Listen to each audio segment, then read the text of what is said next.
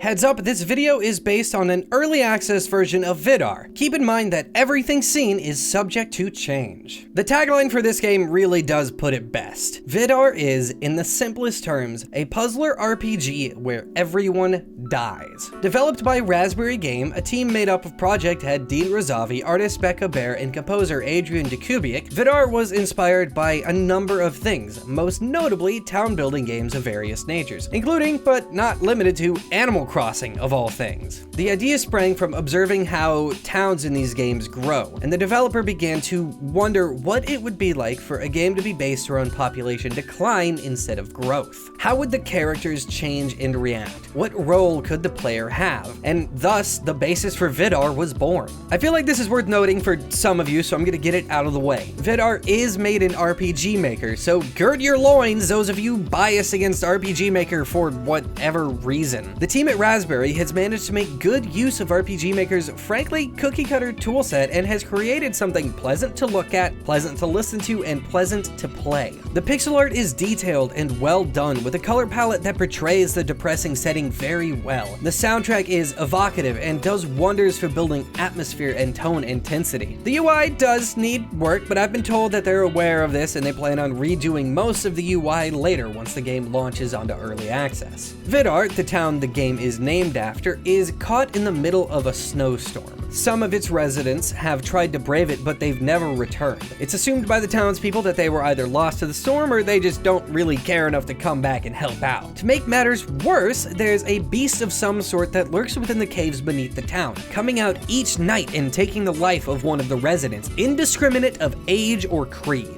This is the game's main mechanic for moving the story forward and causing character development. As random NPCs die, the other characters react and grow accordingly. Some of the characters give you quests to find things down in the caves, and all of the characters grieve in their own ways. An interesting thing here is that the characters can die after they give you the quests, meaning that you'll never be able to finish that. It's really cool how indiscriminate the game really is. There are no air quotes essential NPCs here. Anyone can die at any time. One of the big problems with games that have 24-something characters is that creating distinct personalities for them is actually pretty difficult, especially when they all need to react in their own ways to the same horrible circumstances that they find themselves in, as well as reacting to things that only affect them. To help solve this problem, Dean took key parts of his own personality and built each character around something that he saw within himself, as well as things that he saw around him. After he had the basis for each personality, he built each character's story, and now he uses these characters to explore the different kinds of grief that we all experience in our own lives. Without spoiling anything, there are a number of situations that the characters find themselves in, from dealing with the seeming betrayal of their gods to having to bury their child.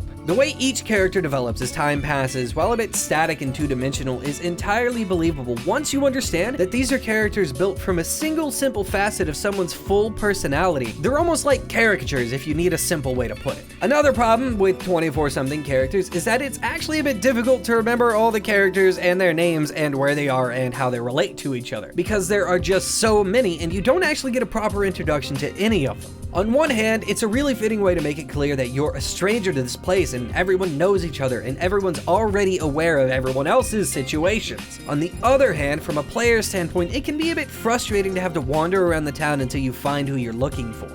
Now, I've been talking with Dean about this, and he mentioned that he'd like to build a feature that shows the characters and possibly how they're connected as you discover more about the characters throughout the game. So hey, good on you. That's going to be a really useful feature, and it's going to make things a lot easier to keep track of. I'll feel like I'm actually connected to these characters more so once I can remember their names. Now, I did mention that this is an RPG puzzler, so we gotta talk about the puzzles. Every day you go into a cave and you have about 10 minutes there. When you start your game, the cave and its entire layout are randomly, or procedurally rather, pieced together. The way this works is really interesting. The puzzles that you actually play through are handcrafted, and then the computer pieces them together. There are 3 layers of randomness present to the cave's generation. The first one is which room layout is used for a floor, with each room having a number of slots for puzzles. Then it chooses which puzzle is going to go in an individual slot and what path through the room will be built, including shortcuts and the placement thousands of objects that you can interact with. The end game for generation options is to have about 10 options per slot and a bunch of options per each biome that you go through. According to Dean, right now there are about 400 options present in the game, and a focus of early access is to actually get that number closer to 1,000, which means that there's going to be a lot of options. It's pretty unlikely that you and your friend who are playing the game are going to play through the same puzzles. And on that note, something that I actually find especially interesting about the game so far, apart from how the characters and the story are built, is the fact that the game isn't necessarily very replayable. I've been told that in their testing so far, the game is around 12 hours long at the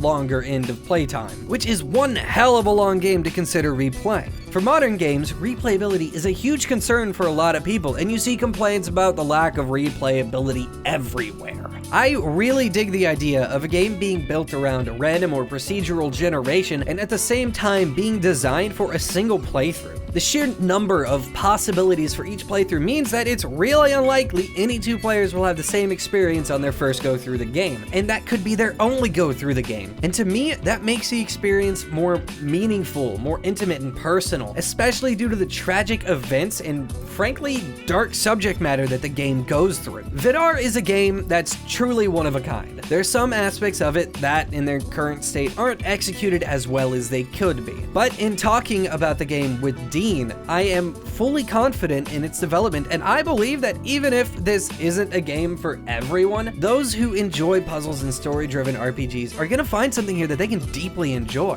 Vidar launches onto Steam's early access platform January 31st. If you're interested in a serious approach to grief coupled with some pretty awesome puzzles and good storytelling, then you should go on and give this one a look. Thanks for joining me for this episode of Indie Bytes. I hope you enjoyed. If you did, please remember to leave a like and subscribe for more stuff like this. Be sure to check out the other content that we put out on this channel, and remember to drop me a line here on Twitter or through email with any game recommendations that you've got. You can find all that stuff down in the description below. I'll see you next time.